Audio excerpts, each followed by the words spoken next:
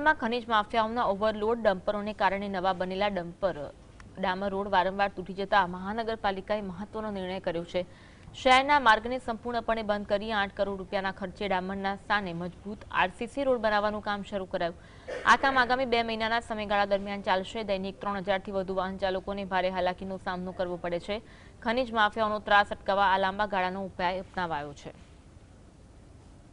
સુરેન્દ્રનગરના જિલ્લા પંચાયતથી લઈ અને નવા સર્કિટ હાઉસ સુધીનો જે મુખ્ય માર્ગ છે તે 8 કરોડ રૂપિયાના ખર્ચે નવીનીકરણનું કામ હાથ ધરવાનો નિર્ણય છે તે તંત્ર દ્વારા કરવામાં આવ્યો છે। આજથી આ રોડ છે તે સંપૂર્ણપણે વાહન ચાલકો માટે બંધ કરી દેવામાં આવ્યો છે।